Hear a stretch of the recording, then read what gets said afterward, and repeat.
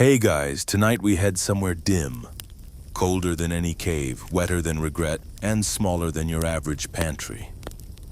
You're in 14th century Scotland, land of castles, mist, and husbands with too much authority and far too few emotional coping skills. You just woke up on the bed that doesn't deserve to be called that. It's straw, technically. Mostly it's mold and straw's emotionally unavailable cousin, mildew. A stone wall curves around you like a hug from someone who's forgotten what hugs are for. There's a window, if you can call it that. More like a square hole where wind enters with enthusiasm and leaves its muddy footprints on your bones. You are not in a palace. You are not in a dungeon. You are in something in between a noblewoman's prison, and you have been here for quite some time. You don't know exactly how long because no one thought to give you a calendar, or a clock, or food that didn't try to walk away first. But your joints know. Your knees say 10 years. Your spine whispers 15. Your heart doesn't keep count anymore. The good news, you're alive. The bad news, so is your husband. So, before you get comfortable, take a moment to like the video and subscribe, but only if you genuinely enjoy what I do here. And let me know your location and local time down in the comments, especially if you're currently in a place where you don't need permission from a man to leave a room. Now, dim the lights. Maybe turn on a fan for that soft background hum. And let's ease into tonight's journey together. Your name doesn't matter much in here. Out there, maybe you were Lady Something of Somewhere. You had a dowry and a dress and a voice. In here, you're mostly ribs and memory. You wake up, same as every morning, with the cold curled around your spine like a pet, one eye crusted shut, the other adjusting to light that's not really light, more like a polite gray suggestion. There's a rat near your foot, possibly the same one from yesterday, possibly your closest friend now. You don't scream. You stopped screaming in year 2. You pull your cloak tighter, though it stopped warming you 3 winters ago. The air smells like wet stone, old sweat, and something sweet and sinister, probably decay. You wonder, briefly, if it's yours. Now here's your historical fact in medieval Scotland. Noblemen could and did imprison their wives for moral offenses, including suspected infidelity, defiance, or just inconvenience. There wasn't a clear appeals process, no courtroom drama, just door shut. Woman gone if the husband was powerful. No one asked where she went. If he was petty, he visited just to gloat. Your husband. He was ambitious, cold, and meticulous, the kind of man who pronounces every syllable in consequence. The kind of man who thinks silence is more painful than shouting. The kind of man who smiled when he locked the door. Historians still argue whether such imprisonments were rare abuses or quietly tolerated practices among the nobility. Records are inconsistent. Women disappear from ledgers, reappear in wills, or not at all. You didn't commit a crime. Not unless you count wearing color during Lent or laughing too loud at court. You were married off young, as most noble women were. Part alliance, part asset, part warm body for future heirs. You fulfilled your duties until he said you didn't. You remember the moment he snapped? A look. A whispered conversation you weren't meant to hear. A door that didn't open the next morning. And then 30 years. In this room, the same 4 walls. The same cough that won't leave. The same patch of lichen you named Elspeth because it's nice to have someone to talk to. The same voice in your head that still says this is temporary, even though it absolutely isn't. You used to cry, then you stopped. You used to count the days, then the days stopped counting back. And now you wake, stretch your joints, greet the rat, and whisper good morning to Elspeth, because that's what your life is now. The cell is not a dungeon. Strictly speaking, dungeons, after all, come with chains and drama. Yours is subtler. It's what nobility might call discreet confinement. A stone chamber tucked into the back end of a forgotten tower. High enough that you don't hear the street. Low enough that the sun forgets to visit. You live with shadows that never change shape. They have names. One of them is called afternoon, though you've never seen proof it exists. The floor is stone so hard your hips remember every winter. When it rains, Puddles bloom in the corners like little miserable kingdoms.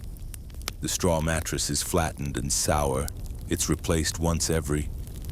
Who knows? You once dreamed of counting thatched layers like rings in a tree. Then you remembered trees live outdoors. There is one window. It's small and covered with iron bars thick enough to survive a siege. If you stand on your tiptoes and tilt your head just right, you can see a sliver of sky. You did this daily, once, then weekly. Now only when you need to prove to yourself that it's still there, that you're still here. No fire, no chimney, just the vague luxury of being technically above ground. The dampness comes in through the stone itself. Cold that isn't just a temperature, but a philosophy. It settles into your bones like it has a lease. Your bedclothes, a woolen cloak that used to be green. Now it's the color of despair mixed with dust. You tuck it around you like memory.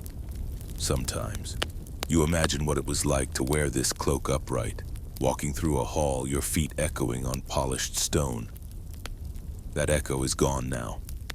You walk like someone trying not to disturb ghosts. Here's your mainstream historical fact: medieval noblewomen, even those of status, had no legal independence. Their husbands controlled their land, finances, and physical freedom. If a husband deemed his wife disobedient or simply politically inconvenient, he could isolate her indefinitely under the guise of domestic discipline. There were no trials, only closed doors. You have a chamber pot in one corner. It's emptied occasionally by servants who never meet your eyes. You used to try speaking to them. Once you asked one his name, he flinched like you'd cursed him. After that, you stopped asking. The rats are less shy. You name them things like Robert, Agnes, or on wild days, Queen Margaret. You imagine them with titles, roles, drama. You invent stories about their rodent politics. You do this because if you don't, the silence will finish what the cold started. You used to mark days by scratching the wall, tallies etched with the edge of a broken spoon. You stopped when you reached 600, not because you lost hope, but because the wall ran out of space. Here's your fringe tidbit in a few documented cases. Women were imprisoned in tower rooms not for scandal, but for possessing inconvenient information secrets about inheritance, legitimacy, or even treason. Historians still argue whether these imprisonments were protective measures or just preemptive silencing. You try to remember your last real conversation. Not orders, not prayers, not muttering to moss, but an honest human sentence. It's something like, "Do you want to go walking?" or "You look well today." You don't remember? That memory has mold on it now. Instead, you have rituals. Morning, check the window. Stretch until your joints argue. Greet the spider in the corner, who might be the fourth or fifth in a dynasty of web makers. Midday. Pretend you're writing letters. Imagine the ink, the quill, the way you'd sign your name, curved and slow, under the title Lady. You imagine a reply, always warm, always delayed. Evening, breathe slowly. Count to 30. Light doesn't leave the cell, it simply dies somewhere near the center. And then, sleep. Not because you're tired, but because it's the only thing you're allowed to do without permission. There was no trial. That's the part that sticks, even now. No court, no jury, no grand accusation shouted in a hall. Just a conversation you weren't invited to and a decision you were sentenced with. Your husband didn't raise his voice. He didn't need to. He had the one thing that mattered in 14th century Scotland more than love, faith, or even good soup land. And land came with rights, including the right to decide where and how his wife should live. The excuse when it was whispered at court was adultery. Of course it was. The timeless go-to charge for locking away women who were too bold, too clever, or simply no longer convenient. No proof needed, just suspicion. And your husband was very suspicious, not of other men. Mind you of your opinions. He claimed you had dishonored him. Not in action, but in presence. Here's your mainstream historical fact under medieval Scots law and custom. A nobleman could restrict his wife's movements if she was suspected of infidelity. defiance, or political insubordination. The church frowned on cruelty but rarely intervened in domestic disputes between nobles, especially if the man in question was generous with donations and had a cousin in the clergy. Your imprisonment was an arrangement, not a punishment. At least that's what they'd say. A private matter. You were never declared guilty. You were just gone. Your family didn't protest. They couldn't afford to. Not after your father died and your brother's marriage depended on your husband's patronage. One less scandal meant one more alliance, and one less sister meant one less chess piece on the wrong square. So here you are, 30 years later, and still unsure what you did wrong. Except maybe possibly laughing too loudly at a bishop's joke, or contradicting your husband at supper, or reading the wrong letters, or existing with an inconvenient sense of self. Here's your fringe tidbit: some imprisoned women were forced to sign confessions in exchange for basic comforts, access to their children, cleaner clothes, or more edible food. These documents were rarely public but kept for leverage. Historians still argue whether they were genuine admissions or survival strategies written in desperation. You remember the day he stopped speaking to you? Not with anger, just absence. A wall of silence as thick as the ones now surrounding your body. You asked what was wrong, he said. Everything. You asked if it was you. He didn't answer. And the next morning, you were escorted to this room. They said it was temporary. You are not the only one. You know this now. There are stories even here, even now. One servant muttered once about a cousin's wife who vanished into a tower near Loch Leven. Another spoke of a lady in Stirling kept in her solar until her hair went white. The ghosts of forgotten wives float just beyond the reach of history books. Their names erased with the same ink used to sign their marriage contracts. Historians still argue whether these disappearances were personal vendettas, political containment, or societal plumbing, removing clogs to let male ambition flow freely. You don't argue, you just sit. You know this chair better than you knew your own wedding bed. Its grooves, its cracks, its one stubborn splinter that has lived longer than most monarchs. There are days you forget your husband's face, but never the tone he used when saying your name like it was something to be erased, not spoken. And there are nights, just before sleep claims you, when you still expect to hear a key in the lock. Not out of hope, out of habit. You don't eat to live anymore. You eat because starving is too dramatic, and you don't want to give anyone the satisfaction. Meals arrive through a wooden hatch in the wall twice a day if someone remembers. Once if not, and never when it rains. You hear the latch slide open, the scrape of a plate or bowl, and then silence. You always say thank you, no one ever responds. Breakfast, if you're lucky, is barley porridge. If you're less lucky, it's waterlogged bread with something crunchy in it. You hope it's a seed. You don't check. Once, you found a beetle baked whole into the crust. You named it Duncan. You buried it in the straw like it mattered. Lunch, or what passes for it, is often broth. Thin, watery, with the flavor of regret and possibly onion. You once got a sliver of salted fish. It was the highlight of your decade. Here's your mainstream historical fact. Noble women in confinement were typically kept alive barely. Their meals were just sufficient to maintain life and prevent scandal. A dead wife raises questions. A starving wife in a tower who doesn't die much easier. Just enough calories to keep the body walking, but never enough to let the spirit run. The water is carried in old clay jugs. It smells like the bucket it sat in. Sometimes earthy, sometimes metallic, once unmistakably frog-flavored. You drink it anyway because thirst is crueler than taste. You learned early not to refuse food. Not out of gratitude, but because they might take that as permission to give you less, or nothing. Hunger isn't just physical, it becomes a way of thinking. Your brain starts to measure things in bites. How long a stale heel of bread can last. How long before the next bowl arrives. Once, you found a shard of carrot in your gruel. You cried, not loudly, just quietly enough that your body shook. and the tears salted the food you still finished. Here's your fringe tidbit in a few known cases. Imprisoned noblewomen were deliberately fed food that spoiled slowly, like dried beans, moldy crusts, or old cheese, not to torture them, but to reduce the need for servants to make regular visits.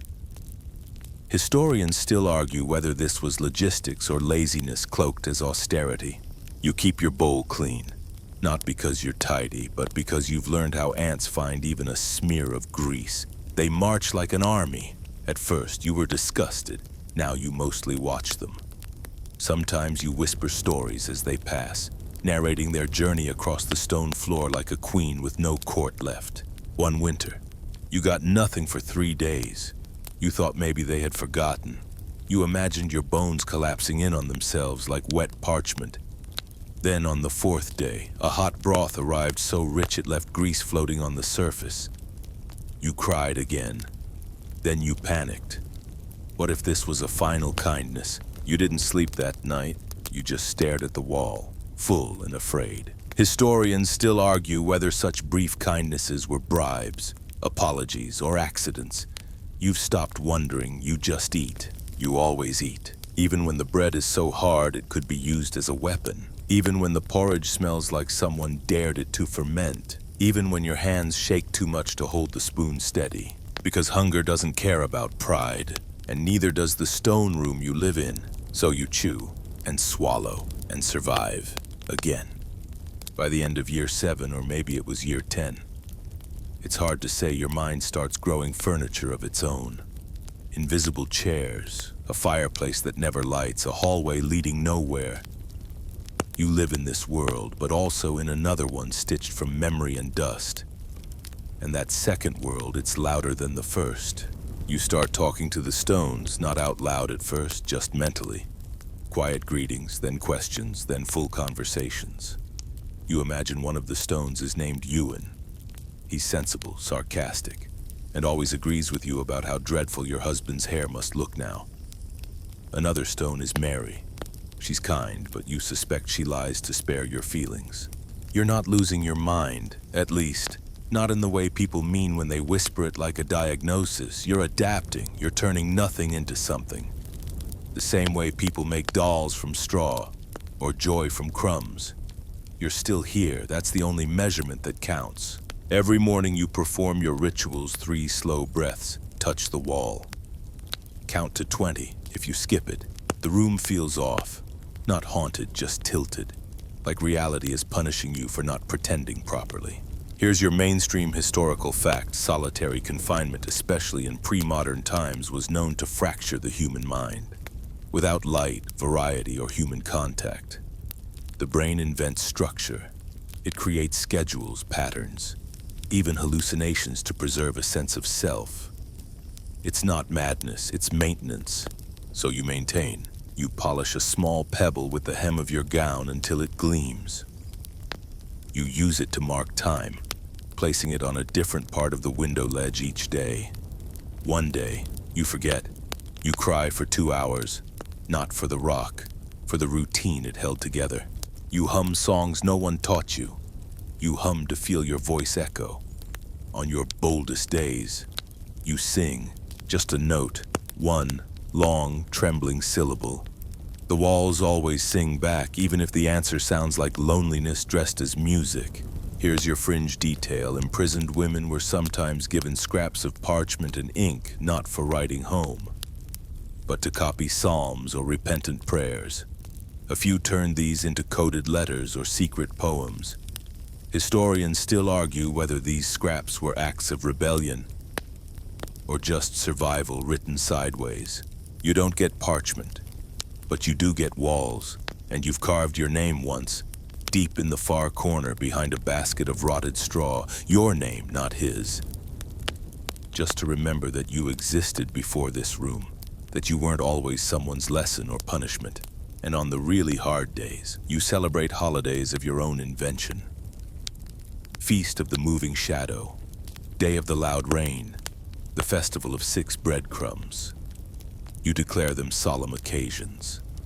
Dress accordingly, which means brushing your hair, and whisper a speech to your imaginary court.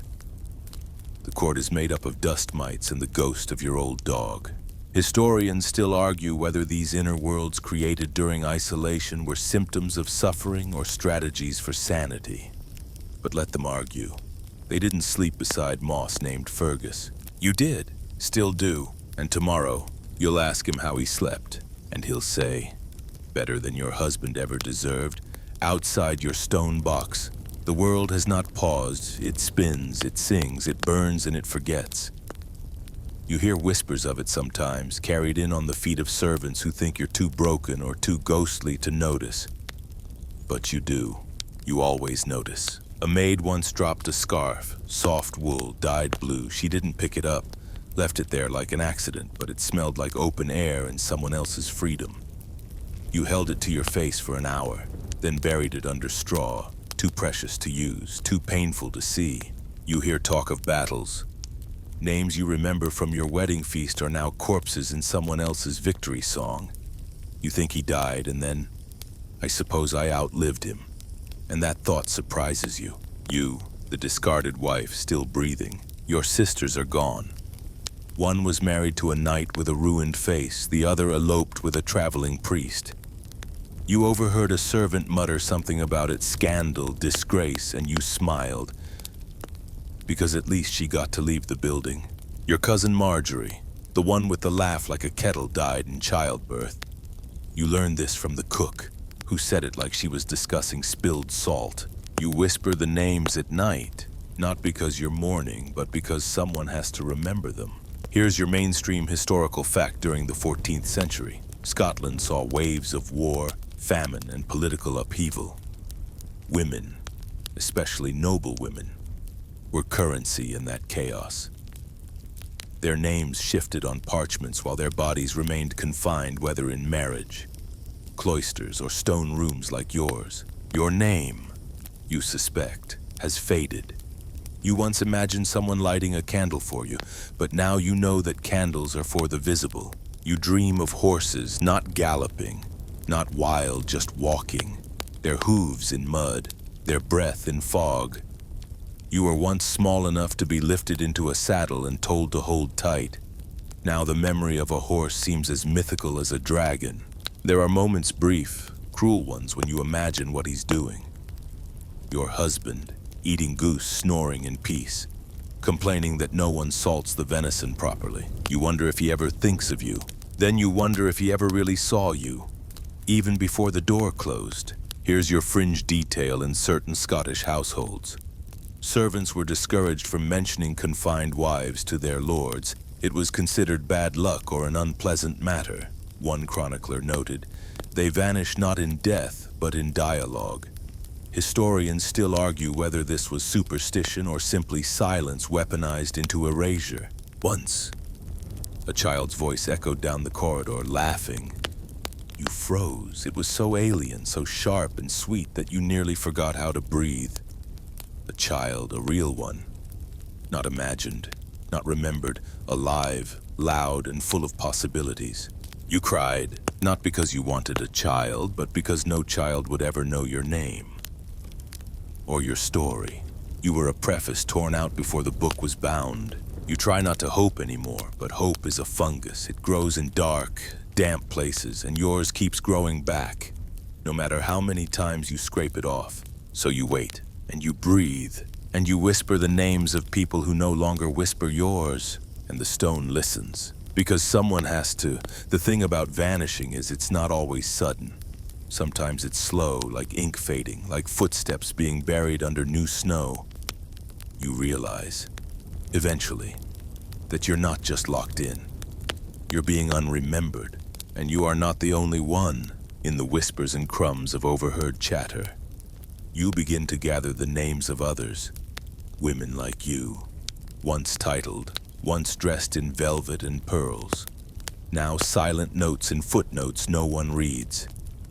There's Lady Adrena of Ross, locked in her husband's southern tower after questioning his allegiance.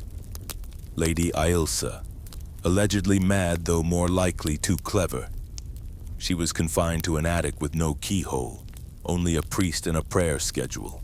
You wonder what they saw, what walls surrounded them, what mold they befriended. Your own story fits among theirs like another cracked tile in an empty mosaic. Here's your mainstream historical fact records from the late medieval period indicate that a number of noble women across Scotland and England disappeared from public life under ambiguous circumstances, often coinciding with political strife, family disputes, or accusations of emotional instability. These women were not necessarily dead, just inconvenient. Some were wives who displeased their husbands. Others were daughters with opinions. A few were widows with wealth the crown wanted to swallow. A handful, perhaps, were genuinely ill. But more often, their illness was a husband's boredom or a king's fear. Here's your fringe detail in one record from 1372. A woman known only as the Lady of the North Wing was discovered living inside a crumbling estate, having been confined there for 22 years. When asked why, the reply from her brother was, she was better kept. Historians still argue whether this meant safer, quieter, or simply out of the way. You press your ear to the stone some days and imagine hearing the heartbeat of the others. Lady Adrena tapping a spoon on her wall. Lady Ailsa humming. Lady someone else breathing in the silence. It's a small comfort, thinking of yourself not as alone, but as part of a secret sisterhood trapped, muted and stubbornly unbroken. You invent a ritual to honor them. Each year, though, you're guessing it arrives on what you think is midsummer. You braid a thread into your hair. You whisper the names you've pieced together. You tell them that you're still here, that they're still real, that someone remembers. The servants don't speak to you much anymore, but once. The young one, the one with the scar along his jaw, paused at the hatch and whispered, "I heard about the Lady of the Tower." Then he said nothing else, but you saw it in his eyes, the flicker of fear or maybe awe. You'd laugh if your throat hadn't forgotten how you feared. You, legendary you, a cautionary tale for girls who dare speak at supper. Historians still argue whether these imprisonments were acts of cruelty or just culture, that this was the accepted shape of punishment for women born into the wrong century with the right amount of spine. But the walls don't argue, they just hold your story, layer by layer, year by year, sigh by sigh. You still touch the corner where your name is carved. Not lady, just you, because you deserve to exist beyond the man who silenced you. And because maybe, just maybe, some girl 100 years from now will find your name in a ledger, in a whisper, in a dream, and she'll say she was kept, but not lost. It happens at dusk, not the soft, poetic kind of dusk you read about in stories, but the wet, colorless gray that sticks to your skin like mildew. You've stopped expecting anything from this time of day. No food, no change, no mercy. Just the slow suffocation of another page curling itself into the same old chapter. But today you hear it. The key, not the wind, not the click of the hatch, not your imagination playing tricks like it does on Wednesdays. A real key, turning in a real lock. You sit up too fast, your head spins, your bones shout, your eyes sting, and still you stay absolutely still. Because hope is dangerous, hope hurts. The door opens. Two men enter. Neither of them is your husband. One wears a crest you vaguely remember from a tapestry. The other smells like horses and iron. They look at you as if they expected something else, something smaller or more broken. "Your husband is dead," says the first, as if delivering the news that winter has arrived. Here's your mainstream historical fact in 14th century Scotland. Noblemen's deaths could and often did reset the political lives of their wives. A widow regained some control over her property, her title, and occasionally her physical location, especially if there were no sons, especially if no one cared enough to keep her locked up. They don't apologize, they don't explain. They say, "You may leave." That's it. No procession, no dramatic unlocking of chains, just "you may leave." You want to stand, but your legs disagree. You brace against the wall. You forget how tall you used to be, how tall you're supposed to be. The floor feels like it's rejecting you. The air outside the door feels too big. They lead you down the hallway. Your feet don't make a sound. You haven't walked more than a few paces in years. And now, Every step feels like a betrayal of everything your body learned to survive. You pass windows, real windows, with light that doesn't need permission. You don't cry, not because you're strong, but because you used up all your crying years ago. And grief isn't interested in renewals. Here's your fringe tidbit in rare cases. Widowed women released after decades of confinement suffered from sunlight shock sensitivity so intense it caused fainting, nausea, and in one recorded case, temporary blindness. Historians still argue whether it was physical damage or the mind trying to crawl back into its stone cocoon. You flinch at the brightness. You lift your hand like a visor. You whisper Ewan and wonder if the stone back in your cell misses you already. You're escorted outside. The sky is wider than you remembered. The grass is aggressive. The wind is no longer a rumor. It's a full living thing that wraps around your ribs like a new corset. You try not to collapse. You try not to panic, because the room was terrible, but it was yours. And this is everything, and everything is terrifying. Your escort says you'll be taken to a cousin's estate, a woman you haven't seen since she had all her teeth. She's a widow too now. She'll know what to do with you. You nod, because you've forgotten how to ask questions. The carriage smells like lavender and saddle oil. It creaks. You count the sounds to distract yourself from the world sliding past the window. Hills, trees, a river. It feels like watching someone else's dream. You touch your lap, your fingers, your knees. You murmur your name like a spell, the whole one. The one no one's spoken in decades. The trees don't answer. But the sky, now blue, doesn't shut you out. And that's something. That's everything. They call it freedom. But freedom, it turns out, is a room with windows that you're too afraid to look through. You arrive at your cousin's estate to polite gasps and a flurry of awkward curtsies. The servants avoid your eyes. The steward calls you lady with the same tone he might use for a cracked relic. You're shown to a chamber larger than your entire prison, filled with cushions, candles, and fresh linens that don't smell like ghosts. It terrifies you. The bed is soft, too soft. You lie down and feel like you're sinking into a cloud that might smother you at any moment. You sleep on the floor for the first week. They think it's humility, it's muscle memory. There's warm broth every morning, bread that doesn't crack your teeth. Honey, you stare at it like it's a trick. You sniff everything before eating. You eat slowly, suspiciously, expecting to gag or hallucinate a beetle. It doesn't happen. You still chew like you're rationing for winter. Here's your mainstream historical fact. Many women who were released from long periods of enforced confinement experienced what modern historians now call re-entry trauma, a mix of physical fragility, psychological confusion, and profound alienation. They were technically free, but often felt like ghosts in a world that had rewritten itself without them. Your cousin is kind, at least. She tries to be. She speaks slowly, as if you've forgotten words. You haven't. You've just learned how heavy they can be. She gives you space. Space, it turns out, is terrifying too. You try to walk through the manor garden and cry because the air smells like flowers you no longer recognize. You once knew every herb by name.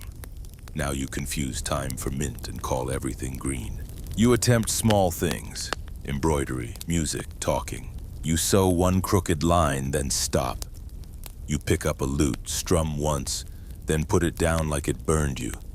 You speak only when spoken to. And even then, your voice sounds like it belongs to someone else. Here's your fringe tidbit in at least one 14th century case. A noblewoman returned from confinement and was said to never speak of it, nor walk alone in halls, for fear of doors. Historians still argue whether she was traumatized or simply exercising caution after a lifetime of being silenced. You sit near the window most days. You've begun sketching shapes in the dust on the sill, small lines that only you understand. It calms you, reminds you that silence doesn't always mean absence. Sometimes it just means peace. People stare when you attend church. They whisper, "That's the lady who was locked away." Some say you were a witch. Some say your husband caught you with a monk. Some say you died and were replaced. You don't correct them. Let them gossip. Let them mythologize what they were too afraid to interrupt. Because the truth, you were inconvenient. That's all it ever was. A woman who said the wrong thing, wore the wrong expression, took up the wrong kind of space in the wrong kind of room. And now you take up space on your terms. You eat, you walk, you breathe, deeply and without asking. And some nights, when the manor is quiet and the fire crackles just so, you whisper to the stones in the hearth, just to see if they remember, just in case Ewan or Mary are still listening. Because you didn't die in that room. You just became someone else, someone you're still learning how to be. When down 200 words, and now. As the candles flicker low and the air settles into quiet, let your breath slow with it. Let the echo of stone fade. Let the memory of locked doors soften at the edges. You've walked through years of silence, through moss and mold and shadow, through imagined festivals and whispered names, through betrayal, through numbness, and finally through a door. Maybe freedom is quieter than we thought. Maybe it isn't bells or declarations, but the slow return of your name to your own mouth, the quiet luxury of choosing where to sit, when to speak, what to remember, the softness of fabric that doesn't scratch, the taste of honey that doesn't hurt, and maybe, just maybe, a future that doesn't begin with a lock. So rest now. Let your ribs unclench. Let your heart... Hey guys, tonight we dig into something hot, ancient, and deeply underwhelming pottage. The smell wafts up before the sun does, thick and earthy like boiled moss in yesterday's socks. It clings to your tunic, your hair, your hopes. You're not dreaming of pastries or fruit or roast chicken. You're dreaming of whether the peas and turnips held up overnight, and whether today's pottage will be thin enough to slurp or thick enough to shovel. You wake up in 14th century England, or maybe it's France. Honestly, it doesn't matter. Both taste like root vegetables, and both sound like coughing and livestock. The good news, you're alive. The bad news, you're about to spend another day fueling your tired medieval body with what can only be described as vegetable-adjacent gray matter. This is pottage. And it's not so much a meal as it is a bubbling metaphor for your entire existence. So, before you get comfortable, take a moment to like the video and subscribe, but only if you genuinely enjoy what I do here. And drop your location and local time in the comments. I want to know which century you currently feel like you're stuck in. Now, dim the lights, maybe turn on a fan for that soft background hum, and let's ease into tonight's journey together. Your eyes open slowly. The first thing you notice is your spine, it hurts. Then your nose, it's cold. Then your stomach, it's loud. Already making demands no one intends to meet. You're lying on something that was once straw and now qualifies as organic floor insulation. The blanket is a coarse wool wrap that smells vaguely like damp sheep. Because it once was a damp sheep. The ceiling leaks, the floor leaks. Your joints creak louder than the shutters. You roll over and try to remember if today is a feast day. It's not, which means pottage. Again. You hear the wooden spoon scraping the sides of the pot before you even sit up. Someone's already stirring. The pot is the most important object in the household. Not the Bible, not the bed, the pot. It's cast iron, slightly dented. And it's the only thing keeping your entire family from dissolving into hunger-induced hallucinations. You trudge outside. The communal fire pit is already smoky. The pot bubbles like it's keeping secrets. You can smell the turnips, always the turnips. They're not sweet, they're not bitter, they just are. Like time or guilt. Your sister is crouched beside the pot, stirring with the sacred communal spoon. No one speaks. Everyone's watching the sludge like it might do a trick. It won't. Here's your mainstream historical fact. Pottage was the staple meal for peasants in medieval England and France. From the 13th to 15th centuries, it was made by boiling grains like barley or oats with whatever vegetables were on hand, mostly onions, leeks, cabbage, and turnips. Herbs were rare, meat was a miracle, salt was political, and flavor was optional. But here's a quirkier truth. Pottage wasn't just one meal, it was every meal. You didn't cook pottage, you just kept it going. It simmered for days. Bits were added as available roots, wild greens, yesterday's bread. It was culinary recycling long before that was trendy. Historians still argue whether pottage was nutritious genius or just edible despair. Some praise its use of whatever was on hand. Others say it was a slow, joyless march toward malnutrition. But most agree on one thing: it kept people alive. Barely, impressively, tragically. You peer into the pot today. Someone's added barley, that's new. Fancy, someone else tried to grind dried peas into mush but ended up with green clumps that float like ghosts of failed seasoning. There's a shred of cabbage swirling ominously near the edge. You take your spoon and wait. The trick is to dip in after the scum floats up, but before the oatmeal at the bottom turns to glue. It's a delicate art, one that you never wanted to master, but here you are, Michelangelo with a ladle. You finally eat. It's hot, bland. It sticks to your tongue like guilt and bread crusts. You don't taste vegetables so much as remember them.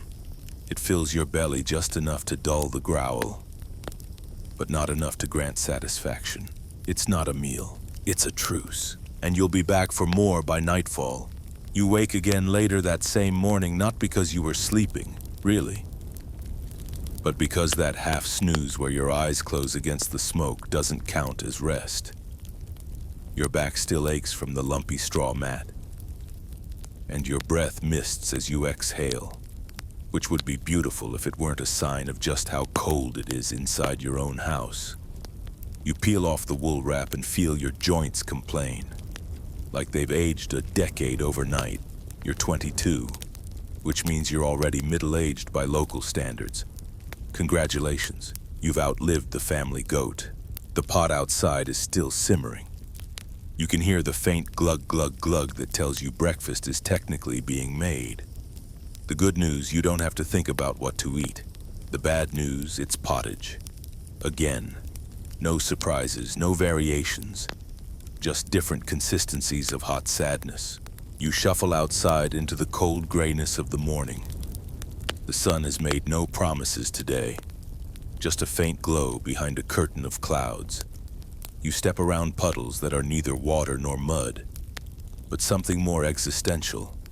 A child is crying somewhere, and a chicken is loudly confused. You're not sure which one is closer to your emotional state. The communal fire pit smolders. A few other villagers are already gathered near it. They look like you hunched, bleary-eyed, and chewing nothing in anticipation of chewing something. You squat near the pot and stare at it.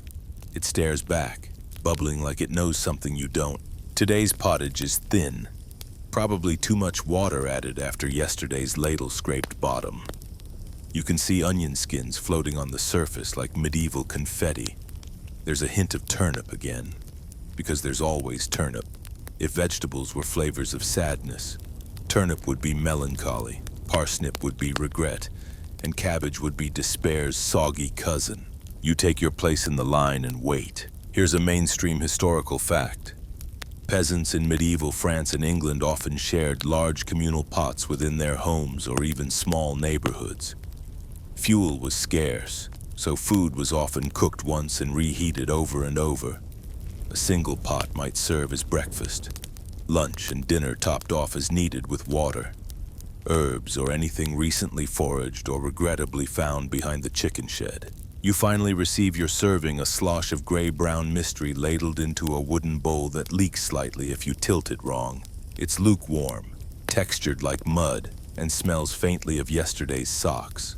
You take a bite, it's edible, barely. Your sister says nothing as she eats beside you. No one talks during pottage. There's no reason to... What could you possibly say? I do believe the leek adds a floral bitterness to the mud notes, no. You just eat. And then there's the fringe fact some pottage was intentionally kept simmering for weeks. It was never fully cleaned out. Instead, old pottage was mixed with new ingredients, creating what might optimistically be called flavor layering. What it really meant, though, was that on any given day, your bowl might contain remnants of a beetroot from 2 weeks ago, a barley kernel from last Thursday, and someone's mistake from a full moon ago. Historians still argue whether this was a survival technique or a health hazard wearing a cloak of tradition. You find a small, chewy chunk in your bowl. You don't ask questions, you don't want answers. You chew, swallow, and move on. That's the pottage way. The meal ends quickly. You wipe the bowl with the end of your sleeve, not for cleanliness, but because there's no such thing as a napkin. The smoke has settled into your clothes, and your hair feels crispy at the edges. A child scrapes the bottom of the pot with a stick. You don't stop them.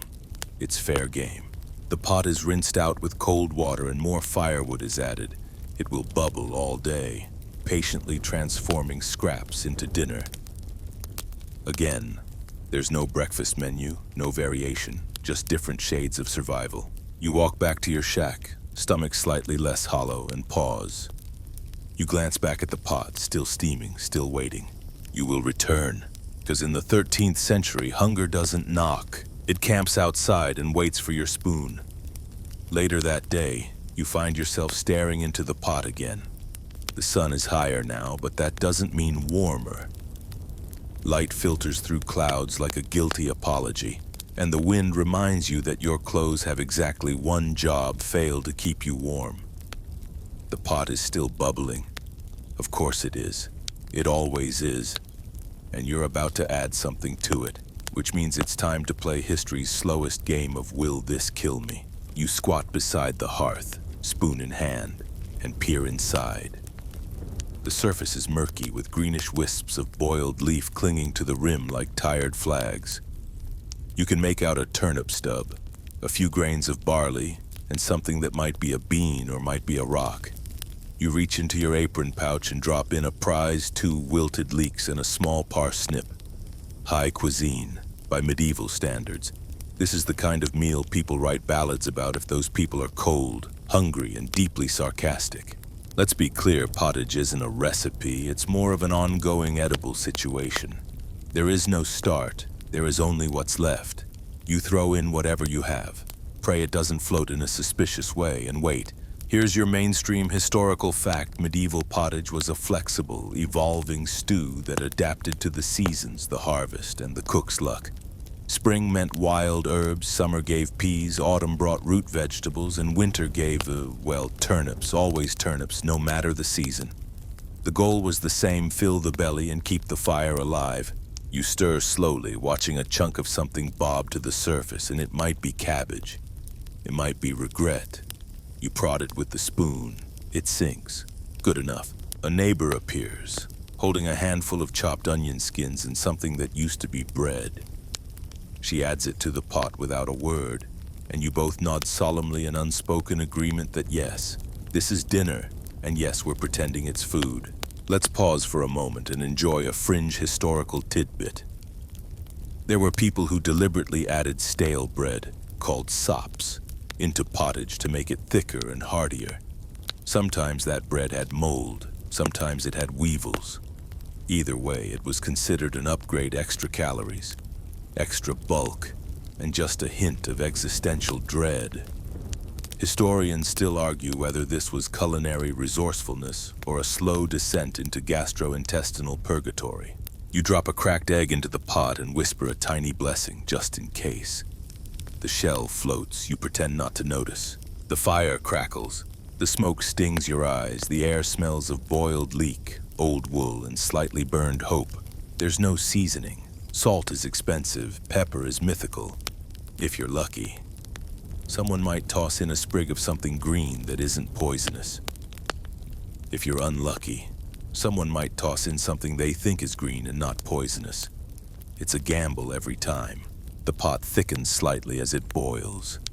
You stir like your life depends on it, which it sort of does. If it burns, dinner becomes an ash-flavored disaster. If it boils over, you'll be scraping oat glue off the hearth for hours. And if it explodes, well, at least you'll be warm for a few seconds. And then there's the meat debate. If you're rich, you can throw in salted pork or dried fish. If you're not, and you're definitely not, you hope for bone. Not meat on bone, just the bone. For flavor.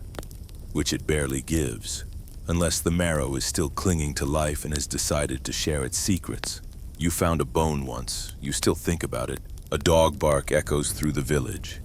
Somewhere. Someone's yelling about firewood, a baby wails, you keep stirring. Because in this life, the pot never stops. It feeds you, it defines your day, it offers warmth, weight, and disappointment in equal measure. Pottage isn't a dish, it's a lifestyle. And like the weather, the fleas, and the ever-present ache in your knees, it's always there. By afternoon, the pot has entered what villagers affectionately call its bubbling sludge phase. It's not quite soup, it's not quite mash, it's more like edible mud with ideas. You've stirred it 5 times already today, you're going to stir it again. Not because it needs it, but because it gives you the illusion that you're doing something productive while living in a time without central heating, sanitation, or dreams.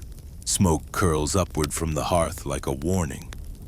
The firewood is damp again because of course it is so. The flames hiss and sputter like they're offended by your existence. You crouch low, eyes watering, and poke the coals until the pot resumes its signature death rattle simmer. You lift the lid. The smell punches you gently in the face, boiled greens. Old garlic and that uniquely medieval scent of we tried our best. You sigh, wipe your eyes on your sleeve, and reach for the ladle. Here's your mainstream fact: most peasant homes had 1 pot, 1 fire, and 0 insulation. Cooking was done low to the ground, often on an open hearth. Chimneys weren't standard yet, so smoke filled the house, clinging to clothes, eyes, and lungs. Ventilation was a luxury feature that consisted of cracks in the walls and holes in the roof. You were breathing dinner before you even ate it. You dip the ladle in. The consistency has thickened. Yesterday's oats have formed small clumps that drift like sad dumplings. And today's cabbage is melting into the broth. You chew with your eyes. You imagine what it might taste like if someone had been careless enough to drop in a chunk of salt pork. You don't see any. You sigh again. Now for your quirky tidbit. In some villages, people believed the pot should never be fully emptied, as that would break its spirit. The superstition said if you scraped the bottom too clean, the pot would curse you with thin meals and broken lids. So most households left just a spoonful at the bottom, a kind of culinary compost that became the base for the next day's blend. You're not superstitious, but you still leave a scoop behind, just in case. You turn to check the coals again. One has rolled out and scorched a line across the dirt floor. You stomp it out with your foot, which is wrapped in linen because shoes are for rich people or saints. Your big toe is cold, your patience is colder. You hear a chicken pecking near the pot. You make eye contact with it. It stares at you. It knows you want to eat it. You both agree this isn't going to happen today. You shoo it away with the ladle and ladle yourself a bowl instead. It's the same wooden bowl you've used since you were 8. You've grown. The bowl has not. It holds about 3 sad spoonfuls of sustenance. You sip. It's hot. It has texture. It tastes vaguely of vegetables, though it's hard to tell which ones. You bite down on something firm. It's either a pea or a miscalculation, and still you eat. Because this is your life, not a feast, not a famine, just a constant parade of barely warm, nearly edible slop.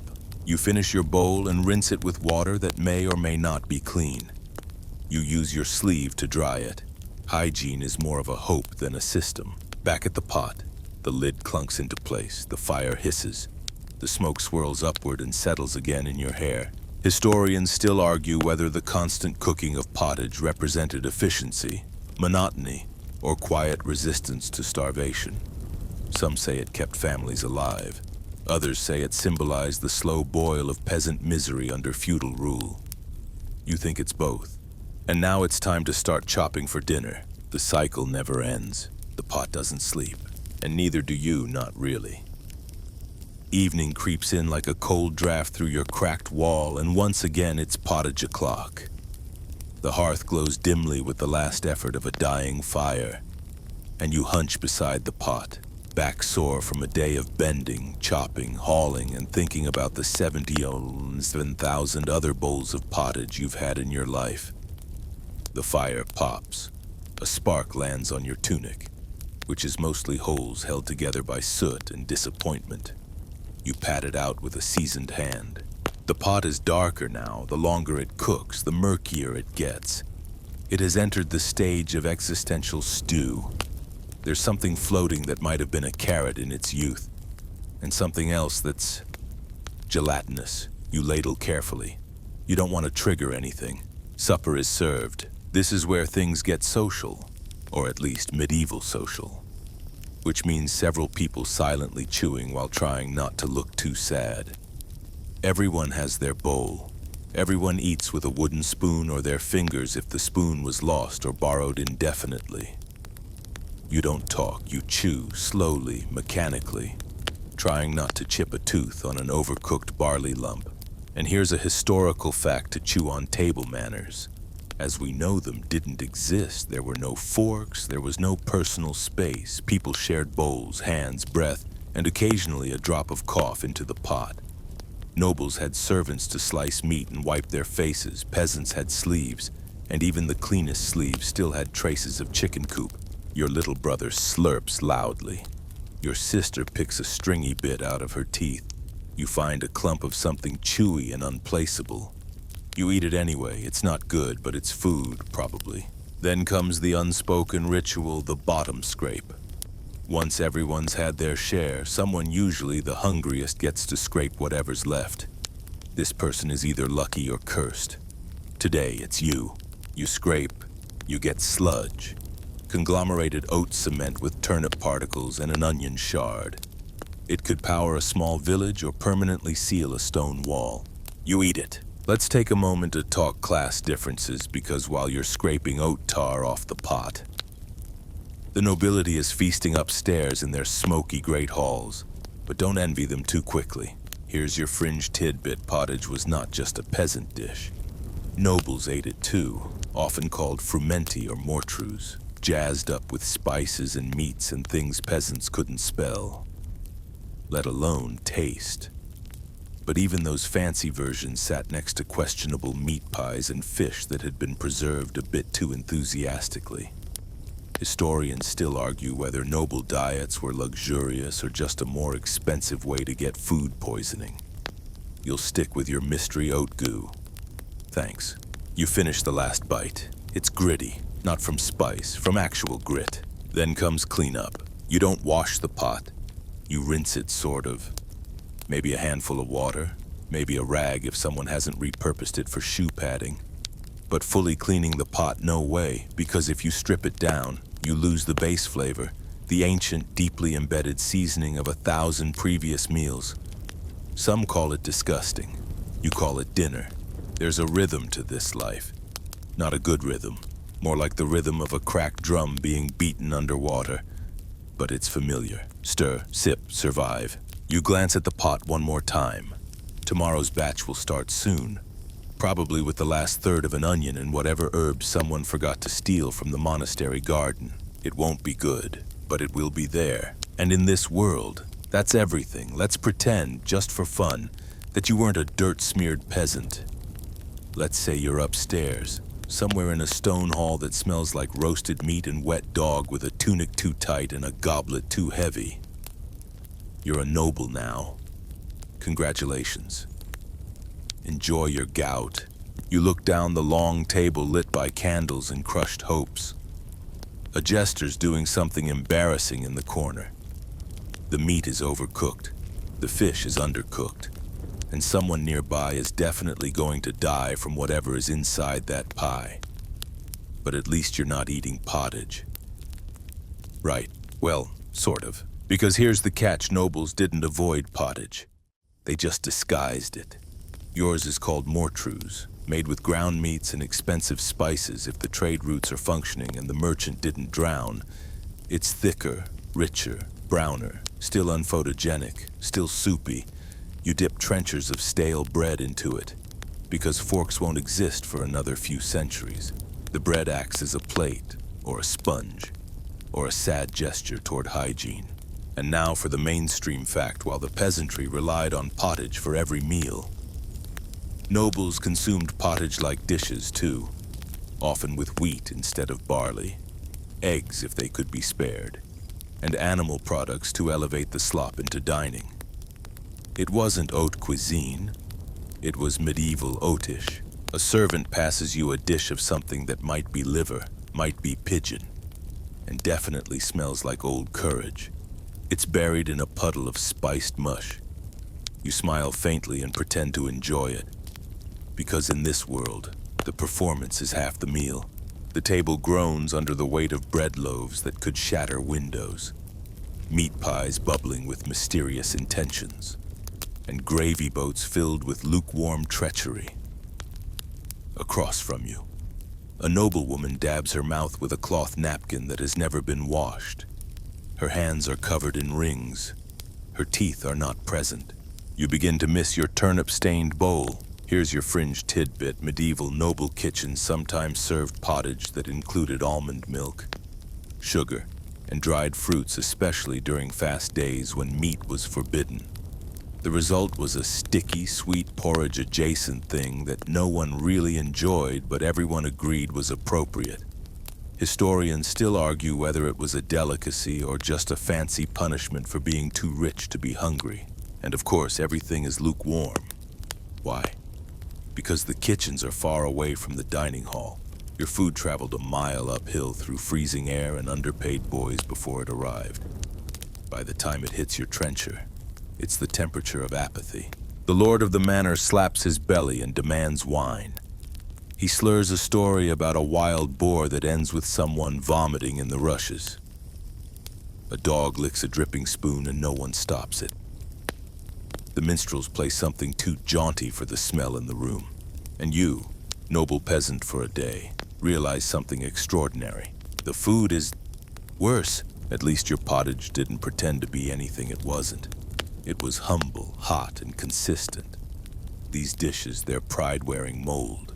They're a flex in the form of indigestion. You sip some ale. It's warm and tastes like bitter socks. You miss your communal pot, your smoke-scented hearth, your onion chunk that tasted like yesterday. Historians still argue whether noble meals represented status or just masochism with gravy. The flavors were bold, yes, but so were the parasites. Food was power, display, and sometimes death. You excuse yourself politely. You walk back toward the kitchens where the air is thick with soot, yelling, and barley. The servants are huddled around a second pot. One ladles out a bowl of peasant pottage with a grin. You take a bite, and for the first time all day it tastes honest. But not every pot of pottage is a quiet miracle. Sometimes the pot turns. Literally, the fire goes out, the barley ferments. Someone adds a questionable mushroom from behind the privy, and suddenly your humble stew is less nourishment and more dinner with consequences. It starts with a smell, not the usual boiled sadness. This one is sharper, sourer, like if vinegar and regret had a baby. You lift the lid and immediately regret your life choices. The pot has developed a thin skin of mystery. You prod it with a spoon. It jiggles back, as if daring you. Here's your mainstream fact: food poisoning in the Middle Ages wasn't just unpleasant, it was often fatal.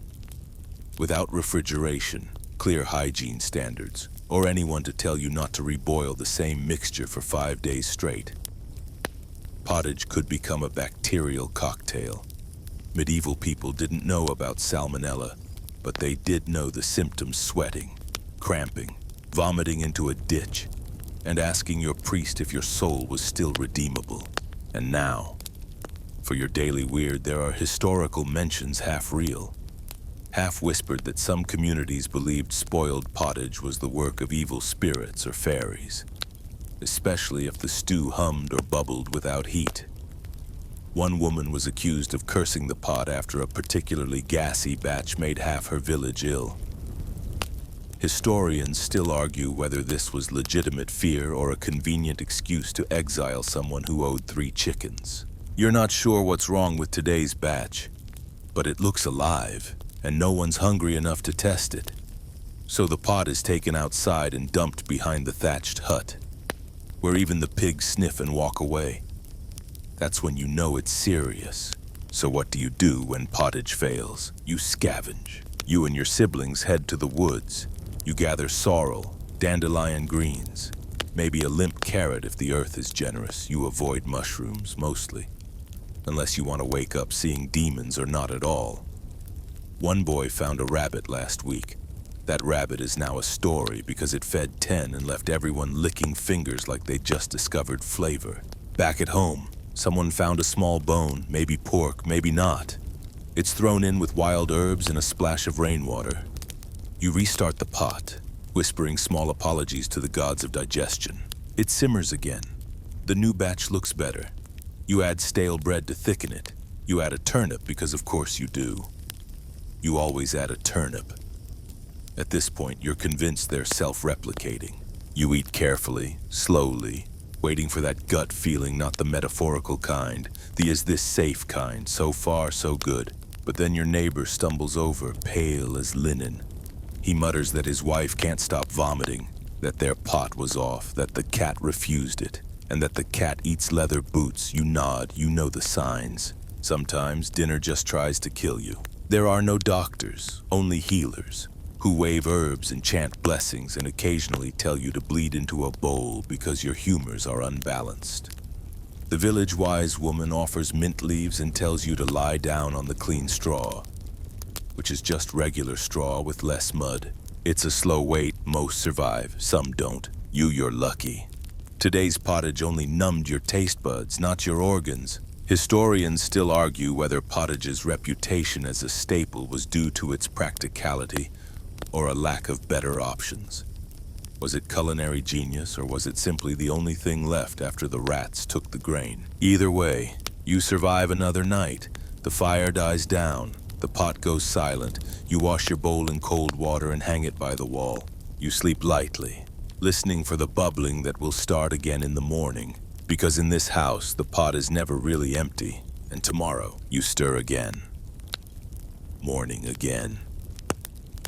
You open your eyes to the familiar orchestra of coughs, chickens, and someone sneezing directly into the rafters. Your first thought is not about the weather or work or whether today is a holy day, it's about the pot. You sit up slowly, joints cracking like poorly carved wood, and you sniff the air. Yes, it's bubbling again, like clockwork, or more accurately, like a biological trap set to simmer for eternity. The pottage is back in business.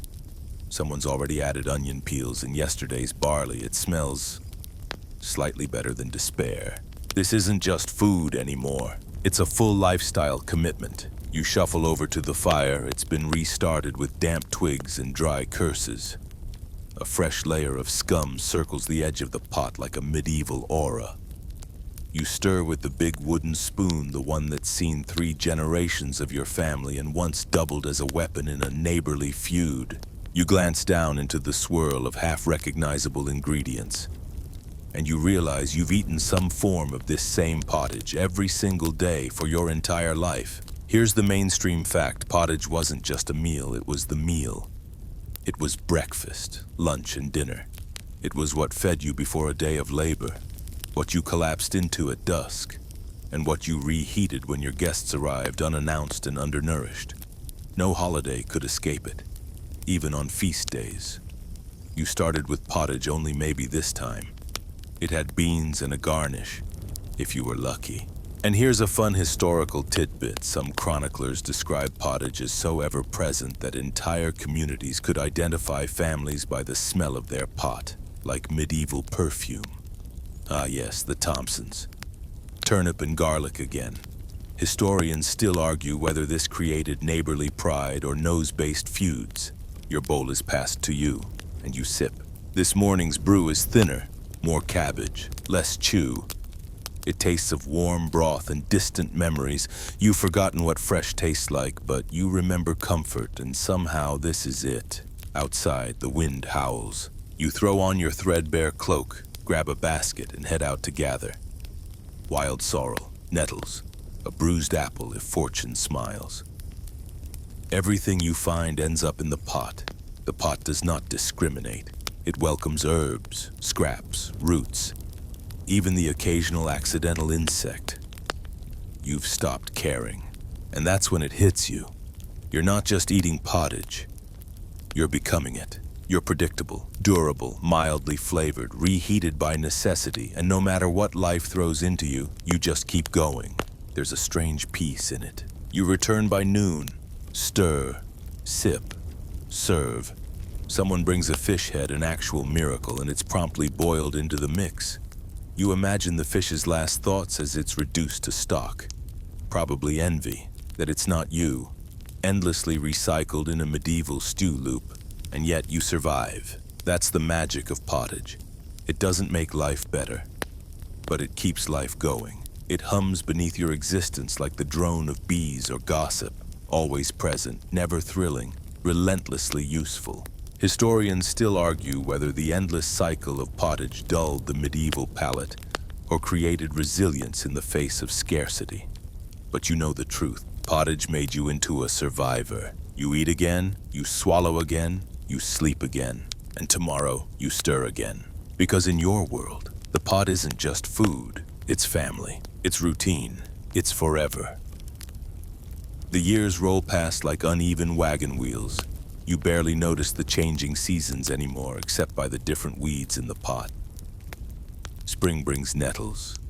Summer means dried herbs and watery carrots. Autumn adds parsnips and sadness. Winter is cabbage and prayers. You are older now, not old, just well used, like the ladle, like the pot. Your hands are more callous than skin. Your back curves slightly from decades of stirring. And your teeth, let's not talk about your teeth. You still chew, technically, but more in spirit than technique.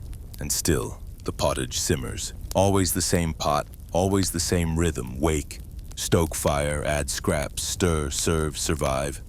A few of the younger ones sometimes complain, "Why can't we eat like the nobles?" they ask. You laugh, not kindly, not unkindly. Just the way someone laughs when they know how many nobles have died from spoiled goose or bread seasoned with rat poison disguised as cinnamon. Because here's the last mainstream fact: pottage, humble, bland, endlessly recycled, had one incredible advantage over much of noble cuisine: it was safe. Not always tasty, not exciting, but safe. It rarely killed you. And in a world where dining could literally be a game of plague roulette, safety was a luxury you could ladle. Still, even safety grows heavy when you carry it forever. You sit down one evening and realize something: you've eaten this meal more than 10,000 times. You've stirred the same pot every day for 4 decades. You could make pottage with your eyes closed, and sometimes you do. In your dreams, in your memories. Tonight, someone adds a single wrinkled plum. A miracle, a curiosity. It boils apart instantly, but the aroma lingers like incense from another world. You close your eyes and breathe it in. Just for a second, it almost feels like change. And here's your final fringe fact: there are written accounts, rare, wistful, oddly poetic, of people adding fruit, nuts, or even bits of honeycomb to celebratory pottage. Births, marriages, deaths. These moments were marked not by wine or cake, but by making the slop slightly less slop-like. Historians still argue whether that made pottage special or just proved there was nothing else left to elevate. The fire's low, the bowl is warm in your hands. It's not delicious, but it's not disgusting either. It's just familiar, like an old song, or a mild disappointment you've made peace with. Someone younger asks if you'll ever stop eating it. You smile, not unless someone invents the bakery. They laugh, not because it's funny, but because it's easier than crying over rutabaga. And so the night creeps in. The pot is covered, the fire banked with ash. The bowls are stacked rough, cracked, scorched by decades of use. You lay down in the same straw, with the same wool, and the same quiet hunger. And tomorrow, you'll stir again. Because in this world, you don't need variety. You need something that doesn't leave. You need pottage. You always have. You always will. Wind down 300 words. So now, as the pot cools and the embers fade into soft orange glimmers, let your mind quiet. You've stirred, scraped, sipped, and survived. You've eaten the same meal for so long, It became more than food, it became rhythm. And in that rhythm, there was something strangely safe, strangely comforting. It didn't matter if you were in France or England, a peasant or a servant, young or worn down by time.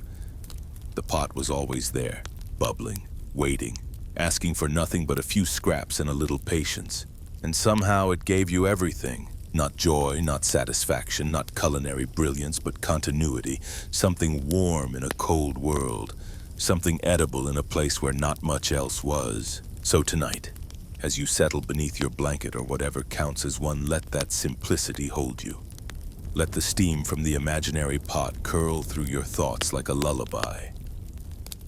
Let the wooden spoon rest beside the hearth. Let the quiet repetition of life before flavor guide you gently into sleep. Hey guys, tonight we travel to 14th century France, where the fires are smoky, the fleas are busy, and marriage laws have taken a very strange turn. You wake up not beside your spouse, not beside a farm animal, but beside a corpse, a very freshly dead man. He was your fiancé yesterday. Today, he's your legally approved husband. Surprise, you're married to a person who is no longer technically a person. You probably won't survive this century or this decade. Honestly. But here's the good news. You're alive right now. The bad news. You're a woman in medieval France, and your future just got tangled in church law, royal decree, and a corpse that may or may not be dressed for a wedding. So, before you get comfortable, take a moment to like the video and subscribe, but only if you genuinely enjoy what I do here. And drop your location and local time in the comments. I love knowing when and where history finds you. Now, dim the lights. Maybe turn on a fan for that soft background hum. And let's ease into tonight's journey together. You just woke up in 1348. There's fog in the field, ash in the hearth, and the vague smell of mold in your straw bed. You sit up slowly. Your back aches like you're 50, but you're barely out of your teens. And lying beside you is a bundle wrapped in linen. Not your wedding dress, not your breakfast bread, but your dead fiancé. His name was Etienne.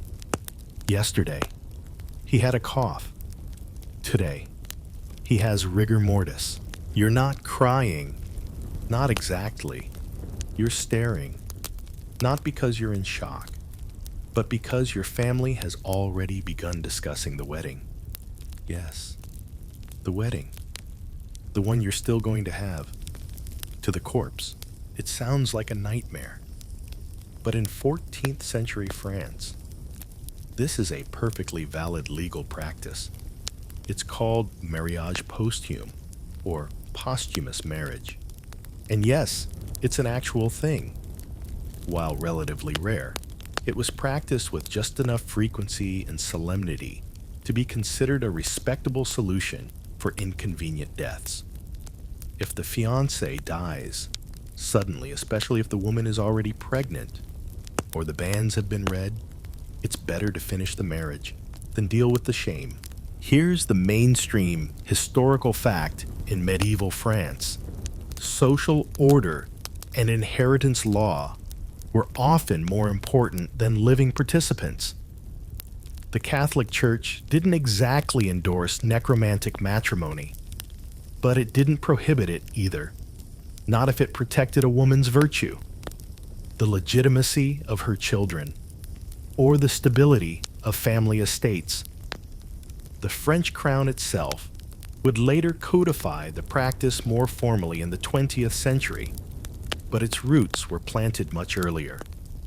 Here, in the humid, plague-prone mud of the 1300s, one famous fringe tale. A woman named Marguerite married her betrothed after he died in a duel because their child would otherwise be declared illegitimate.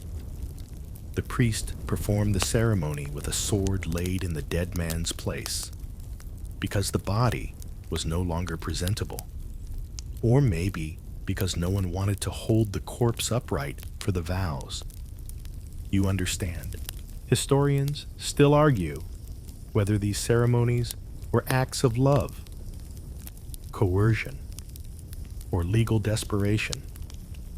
Some claim the brides insisted on them out of grief. Others say families forced them out of fear. And a few scholars wonder if posthumous marriages were part legal loophole, part psychological coping mechanism, one final attempt to impose meaning on an absurd, brutal life. Either way, it's happening to you now. You're pulled from bed. Etienne is cleaned, sort of. His fingers are laced with yours. Someone places a wreath of wilting herbs around your head. A priest clears his throat. No one asks if you're ready, only if the paperwork's done. You try not to gag when they place a ring on his cold finger. You don't kiss him. Thank goodness. But you are now Madame Etienne de la Rue, and legally respectable. You wake up again, this time in your new life. Same shack, same straw, same cold draft snaking down your spine. The only difference is that now, you're married and a widow, all in the same 24 hours. Talk about a whirlwind romance. The priest may have mumbled something about eternal love, but your backache says otherwise. Your bed is nothing more than flattened straw inside a lopsided wooden frame, the kind that gives splinters and fleas. The blanket, a burlap sack someone thought was too itchy for potatoes. You shift a little, but every movement is a gamble. Will it be a spider? Or just another sharp stick waiting under the hay? Outside, the sun is not shining. It's leaking, like a broken lantern trying to rise through the mist. You can already hear the coughing. Everyone is coughing. Babies, dogs, your sister, the old man next door who smells like boiled onions, and regret. The plague may not have hit your village yet, but its RSVP is definitely in the mail. This is 14th century France, which means you live in a hut that's barely big enough for its contents, 6 people, 1 goat, a bag of turnips. And disappointment, there's no chimney, just a hole in the roof that also lets in rain, smoke, birds, and, on occasion, the neighbor's cat. Privacy isn't a concept. Your sister sleeps 5 feet away. Your mother is boiling something unidentifiable. Your uncle is probably relieving himself in a bucket behind the door. Which brings us to the important difference between you and literally every Disney princess. Your marriage didn't come with a castle. It came with livestock, shame, and a priest who looked mildly nauseous. Your dowry, 1 chicken and a wooden comb with half its teeth missing. And now that you're a widow, you get to keep 1/3 of the chicken. You still wear your wedding dress, though it's brown, itchy, and smells like smoke and onions. Technically, it's just your regular dress that someone tied a strip of cloth around. White isn't a thing yet. White fabric stains faster than gossip in a village. Instead, you wear what you always wear: wool, patched a dozen times, and thick enough to make sure you sweat through it and still freeze. Now, here's the kicker. Being married to a dead man might actually improve your standing. That's right, because you followed through. Because you sealed the deal, even with a corpse, you're now seen as virtuous, honorable. Not some flighty girl with loose morals. The marriage, however bizarre, saves you from social doom. And social doom in 1348 isn't just gossip. It's everything. It's whether your neighbor lends you oats or spits in your direction. Whether the village priest offers you a blessing or mutters under his breath. Whether anyone wants to marry you again, or just lets you rot unmarried like old cheese in the sun. You step outside into the biting wind. It smells like wet hay and someone else's fire. The dirt road outside your hut is already a parade of other people's problems. One woman chasing a chicken, another hauling water, a small child crying because he just learned what lunch isn't going to be. You don't say much. Your mouth still tastes like wool and worry, but you stand straighter now. You're not just a peasant girl. You're a widow, a married woman, even if your husband is now compost. And in this world, that's power, not love, not happiness, just power wrapped in a black veil. So you trudge toward the well, balancing a dented pail and the knowledge that, somehow, marrying a corpse was your best move this week. You walk back from the well, cold water sloshing against the side of the bucket and onto your skirt. Because, of course, it's got a hole in it. One more thing you won't fix. Because who has time when your dead husband's paperwork is more alive than he is? Welcome to the part where the marriage to a corpse isn't even the strangest part of your day. It's the reason for the marriage that really breaks the brain. Here's the reality Etienne didn't have to survive to become your husband. He just had to be your fiancé long enough for the village to notice, the church to nod, and the paperwork to be almost finished. If he died a few weeks earlier, you'd be a scandal, a social embarrassment, a girl who slept too close to the fence, as the gossips would say.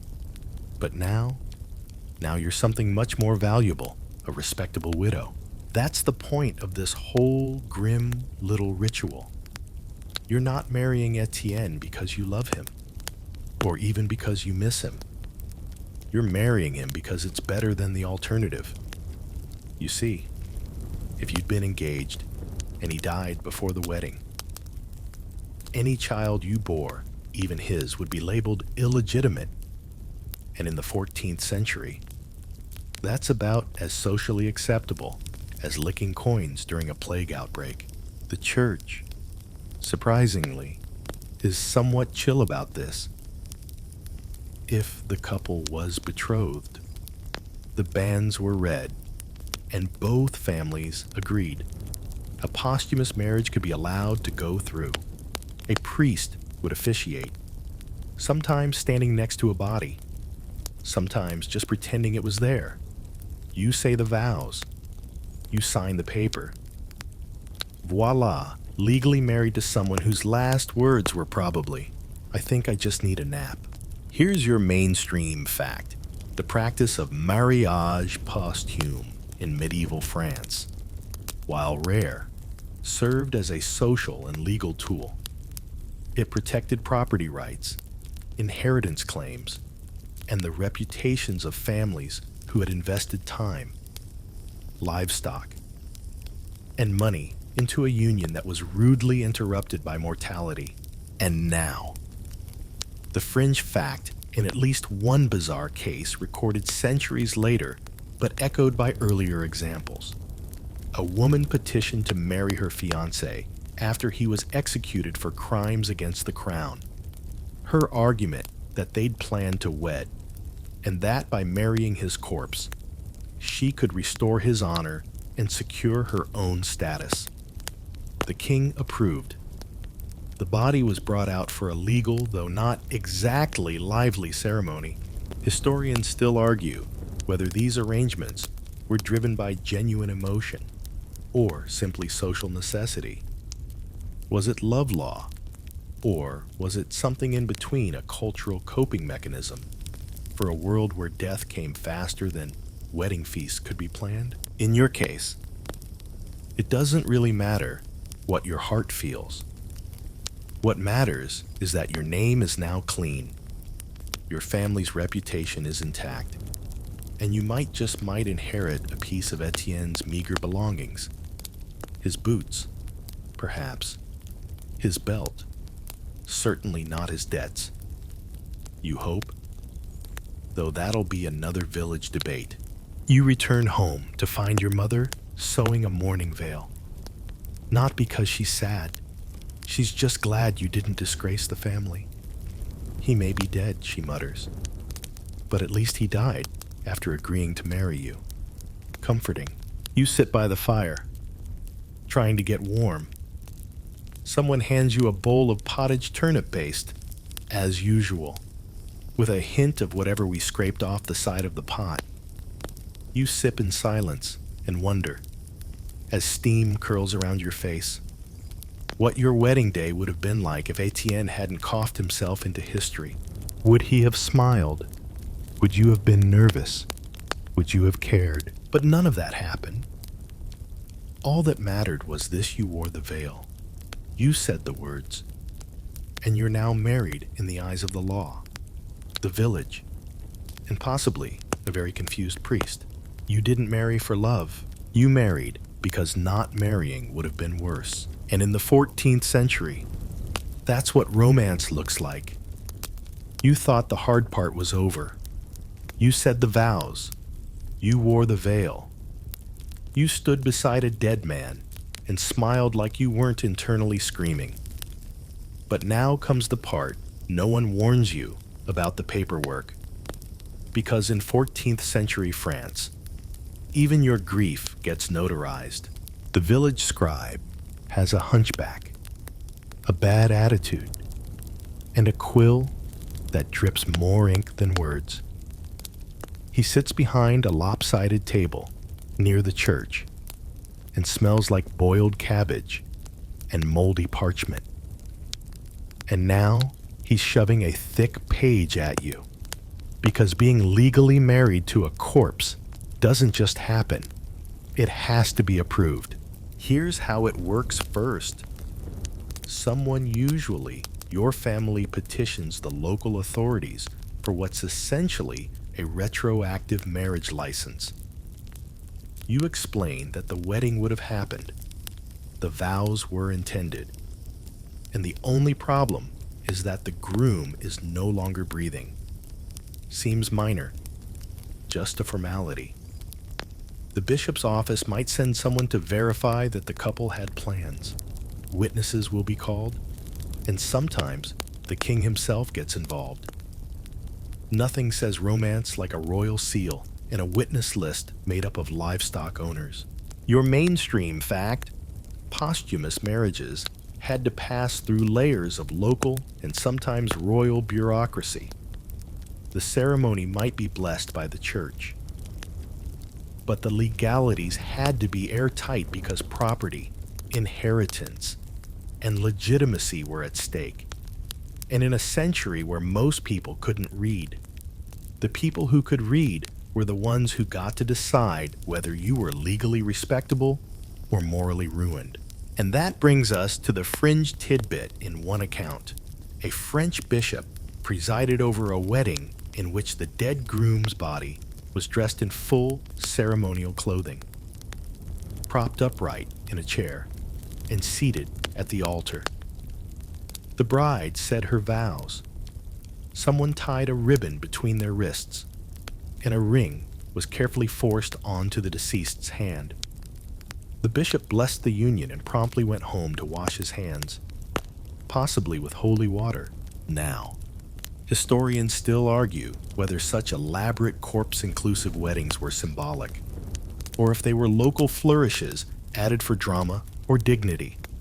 In some cases, the body was omitted entirely, and the ceremony was performed with a sword, cloak, or empty chair representing the deceased. But some records suggest at least a few weddings involved. Full attendance. You glance at the form in front of you. It's written in medieval French, which means even if you could read, you'd still need divine help to understand it. There are sections for dowry, property, family signatures, and a box that literally reads, "State of groom, deceased." That part's been ticked already. How thoughtful. You dip the quill in the ink. The scribe tells you to sign. You hesitate, not because you're having second thoughts. Those left the building when Etienne did, but because the pen smells suspiciously like onion water. You sign anyway, and just like that, you're legally and spiritually bonded to someone who now technically lives in a wooden box outside town. You're given a copy of the record, which you will never read again because you can't. But you tuck it into your bag as if it were treasure, because in a way, it is. It means no one can call you ruined. It means your children, if there are any, will not be marked.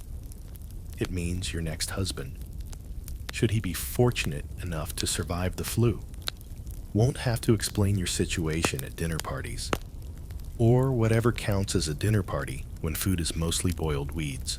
You leave the church office with a paper, a new legal status, and a quiet ache you're not sure belongs to grief or relief. Probably both. You're a widow now, an honest woman, a person of paperwork. It doesn't matter that your husband was cold before the wedding even started. He's yours, and now, the law agrees. It's been a few days, or a week. Time doesn't exactly flow when the person you just married is already underground. Still, the village has moved on, and now so must you. That means accepting a new identity, widow. Which is strange, considering your entire marriage lasted about the length of a bread crust left on the windowsill. But here's the real kicker. In this century, being a widow is far better than being a never-married woman. Widows are respected, pitied, yes, but respected. You're now wrapped in black wool, draped in the authority of grief, and no longer anyone's social problem. You've crossed the finish line of womanhood with a technically completed marriage. No one dares question you now. Your mainstream fact in 14th century France, a widow had more freedom than a single or married woman. You could own a bit of land, run a small business, refuse a second husband if you played your cards right. Legally. Your status gave you more leverage, though, emotionally. You might just be permanently confused. And now, the odd detail of the week in one documented case. A woman who married her dead fiancé later married his brother twice. That's not a typo. The brother died.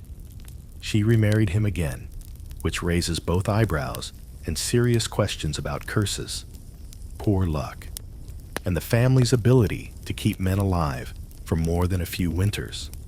Historians still argue whether this was an act of devotion, desperation, or simply someone running out of eligible options. You're not in a rush to remarry. After all, you're still attending your own wedding funeral in your dreams. But your family, they're already making suggestions. The baker's son, that widower with 3 goats and a temper, the apprentice gravedigger, who at least has job security, but for now. You enjoy the strange perks of widowhood. You're allowed to say no to things, to people, to small talk. You can sit quietly in the corner and no one thinks you're antisocial. They think you're mourning, even if you're really just enjoying the first peace you've had in years. The villagers look at you differently now. The boys don't whistle. The women don't whisper. They nod, solemnly, like you've joined an elite club with terrible entry requirements. At church, you kneel on the hard stone floor with your black veil pulled forward. The prayers drone on, but your mind wanders. You think about how fast things changed, One moment, you were sewing a new veil. The next, you were watching that veil soak up candle smoke beside a casket. There's a faint dignity in it now. People assume you were in love, that you and Etienne were tragically separated. You don't correct them. Because we barely spoke and then he died doesn't make for great storytelling. Besides, isn't grief always a little performative? You begin to understand the social script. Wear black for a year, sigh when his name is mentioned, occasionally touch your chest as if your heart still aches, all of which is easier than explaining that your wedding kiss never happened because the groom's lips were already blue. And yet, you do miss something. Not him, but the possibility of him. A future that was supposed to come and didn't. The security, the vague warmth of routine, the illusion of choice. Instead, you got a ring, a document, and an honorary seat at the adult table. You walk home past fields, half flooded and half frozen. A neighbor waves. You nod. No one says I'm sorry, they say. You were strong, which in medieval France is code for you didn't scream in public. So here you are, a wife who never shared a bed, a widow who never shared a life, legally married, socially safe, emotionally suspended. And as the sky darkens again and smoke curls from crooked chimneys, you understand something rare. You got the title without the man, and for now, that's enough. The bells ring again, not for you this time, but for another wedding. A real one, if we're using that term generously. The groom is alive. Barely. He's missing most of his teeth and smells like he bathes once per moon cycle.